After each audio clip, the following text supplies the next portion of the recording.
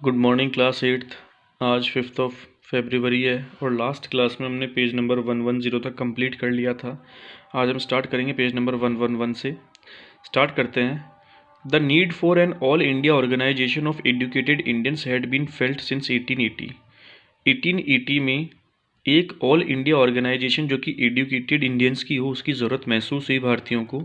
But the Ilbert bill controversy deepen this desire.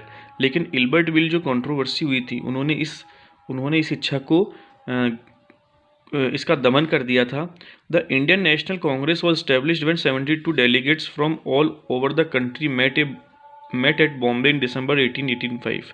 Indian National Congress तब establish हुई जब दिसंबर 1885 में पूरे देश के 72 डेलीगेट्स व्यक्ति बॉम्बे के अंदर मिले। The early leadership Dadabhai Naoroji, Firozshah Mehta, Badruddin Tyabji, WC Banerjee, Surendranath Banerjee, Romesh Chunder Dutt, S Subramania Iyer among others was largely from Bombay and Calcutta. इनके जो शुरुआती जो लीडर्स थे वो ये सब थे जो कि बम्बई और कलकत्ता के अंदर थे। Naoroji as a businessman and publicist settled in London. Naoroji जो कि एक बिजनेसमैन थे, ठीक है, और एक पब्लिसिस्ट थे जो कि लंदन के अंदर सेटल्ड थे। And for a time member of the British parliament, और एक समय ब्रिटिश पार्लियामेंट के मेंबर भी थे। गाइडेड द यंगर नेशनलिस्ट, जो कि यंगर नेशनलिस्ट को गाइड किया करते थे। A retired British official A.O. Hume also played a part in bringing Indians from the various regions together। एक जो रिटायर्ड इंग्लिश अधिकारी थे, अंग्रेजी अधिकारी थे, जिनका नाम था A.O. ह्यूम, उन्होंने भी क्या किया कि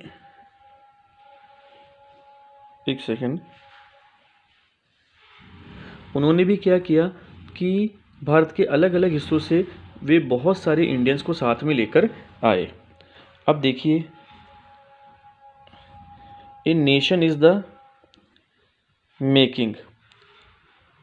It has often been said that Congress in the first 20 years was moderate in its objectives and method। यह अक्सर कहा गया है कि पहले 20 वर्षों में कांग्रेस अपने उद्देश्यों और तरीकों में उदारवादी थी। During this period it demanded A greater voice for Indians in the government and in administration. इस समय में कांग्रेस ने अपनी आवाज़ को बहुत ऊंचा उठाया अंग्रेज़ों के खिलाफ, ताकि वे भारतीयों को यह चाहते थे कि भारतीय भी सरकार के अंदर आए और प्रशासनिक सेवाओं के अंदर आए। It wanted the legislative council to be made more representative. इन्होंने यह चाहा था कि लेजिस्लेटिव काउंसिल बने और उसके अंदर रिप्रेजेंटेटिव्स भी इंडियंस हो। गिवन मोर पावर, उनको बहुत ज़्यादा से ज़्यादा शक्तियाँ मिले। And introduced in provinces where none existed, और ऐसे प्रांतों को इंट्रोड्यूस किया जाए, ऐसे राज्यों को इंट्रोड्यूस किया जाए जहाँ पर कोई भी राज्य नहीं थे। It demanded that Indians be placed in high positions in the government. इन्होंने डिमांड किया कि भारतीयों को सरकार में हाई पोजीशंस पे रखा जाए। For this purpose it called for civil service examination to be held in India as well, not just in London. इस वजह से सिविल सर्विस एग्ज़ाम का जो एग्जामिनेशन होता था वो न कि सिर्फ लंदन में होता था, जबकि भारत में भी होने लगा। The demand for Indianisation of the administration was part of a movement against racism. यह जो डिमांड थी भारतीयकरण की, अंग्रेज़ों के खिलाफ या प्रशासन के खिलाफ, वो किसके खिलाफ थी? रेसिज्म के खिलाफ थी। क्यों? क्योंकि इल्बर्ट बिल जो आया था उसमें क्या कहा गया था कि जो भारतीय जो न्यायाधीश हैं उनको भी अंग्रेजी न्यायाधीशों के बराबर पद मिलेगा, जिसका अंग्रेज़ों ने क्या किया था? विरोध किया था, ठीक है, कलर के आधार पर। Since most important jobs at the time were monopolised by white officials, क्योंकि उस समय क्या होती थी कि जो बहुत बड़ी बड़ी जो पोस्ट होती थी उन्हें गोरे अधिकारी मोनोपोली करके खुद ले लिया करते थे। And British generally assume that Indians could not be given positions of responsibility. और ब्रिटिशर्स ये सोचते थे कि भारतीयों को इतनी बड़ी रेस्पॉन्सिबिलिटी नहीं दी जा सकती है, ठीक है। Since British Since British officers were sending a major part of their large salaries home, Indianization, it was hoped, would also reduce the drain of wealth to England। क्योंकि ब्रिटिश अधिकारी अपने बड़े वेतन का एक बड़ा हिस्सा घर भेज रहे थे, भारतीयों ने भी यह आशा लगाई थी कि इंग्लैंड के लिए वे धन को कभी भी नहीं देंगे। ठीक है। Other demands include the separation of the judiciary from the executive. Other जो डिमांड्स थी वो क्या था कि जो जुडिशरी है उसको एग्जीक्यूटिव से बिल्कुल सेपरेट किया जाए। The repeal of the arms act and the freedom of speech and expression. जो आर्म्स एक्ट जो किया हुआ था अंग्रेज़ों ने भारतीयों पर, उसको हटाया जाए और फ्रीडम ऑफ स्पीच हमें दी जाए कि हम बोल सकें अपनी बात को। The early Congress also raised the early Congress also raised a number of economic issues. शुरुआती कांग्रेस ने कई आर्थिक मुद्दों को भी उठाया। It declared that British rule had led to poverty and famines, increase in the land revenue had impoverished peasants and zamindars, and exports of grains to Europe had created food shortages। यह घोषित किया गया कि British शासन ने गरीबी और अकाल का कारण बना रखा है। भूमि राजस्व में वृद्धि ने किसानों और जमींदारों को प्रभावित किया हुआ था और यूरोप को अनाज के निर्यात ने भोजन की कमी भारत के अंदर पैदा कर दी थी। The Congress demanded reduction of revenue. Congress ने डिमांड क्या किया कि जो टैक्स है उसके अंदर रिडक्शन मिला जाए, कट इन मिलिट्री एक्सपेंडिचर को कम किया जाए, and more funds for irrigation, और सिंचाई के लिए ज़्यादा से ज़्यादा फंड दिए जाएं। It passed many resolutions on the salt tax, treatment of Indian laborers at abroad, and the sufferings of forest dwellers caused by an interfering forest administration।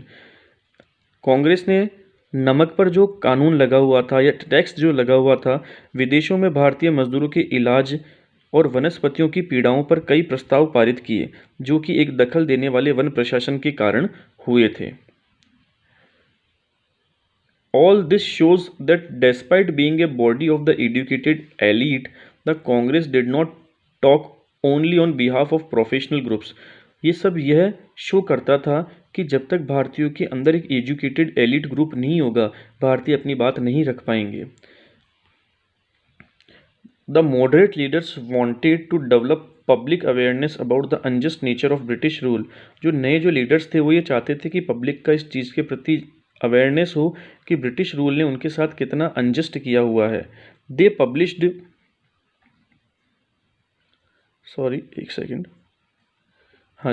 They published newspapers, wrote articles and showed how British rule was leading to the economic ruin of the country. They published newspapers, wrote articles, वे newspapers को publish करते थे, articles को लिखते थे। ठीक है। और ये शो करते थे कि किस तरीके से ब्रिटिश शासन ने भारतीयों की आर्थिक व्यवस्था को और इस देश की आर्थिक व्यवस्था को बिल्कुल ख़त्म कर रखा है। They criticised British rule in their speeches. वे अपने भाषणों में ब्रिटिश रूल्स को क्रिटिसाइज किया करते थे, आलोचना किया करते थे। ठीक है। And sent representatives to different parts, और अपने रिप्रेजेंटेटिव्स को अलग अलग हिस्सों में भेजा करते थे देश के, टू मोबिलाइज पब्लिक ओपिनियन, ताकि वे पब्लिक की ओपिनियन को जान सके। They felt that the British had respect for the ideas of freedom and justice. उन्हें यह महसूस होता था कि ब्रिटिश जो है वे हमारे फ्रीडम और जस्टिस के आइडियाज़ या आदर्शों का आदर करते हैं। And so they would accept the just demands of Indians, और इस वजह से वे भारतीयों की हर एक डिमांड को मानते हैं। व्हाट वाज नेसेसरी, क्या ज़रूरत है या किसकी आवश्यकता है। Therefore was to express these demands and make the government aware of the feelings of Indians. किन चीज़ों की क्यों आवश्यकता है कि हमें क्या करना चाहिए कि भारतीयों को अवेयरनेस करना चाहिए, भारतीयों के अंदर अवेयरनेस पैदा करनी चाहिए कि किस तरीके से ब्रिटिश भारतीयों को लूट रहे हैं। तो क्लास आज हम सिर्फ इतना ही पढ़ेंगे, बाकी का हम पढ़ेंगे हमारी नेक्स्ट क्लास में। तब तक के लिए थैंक्स।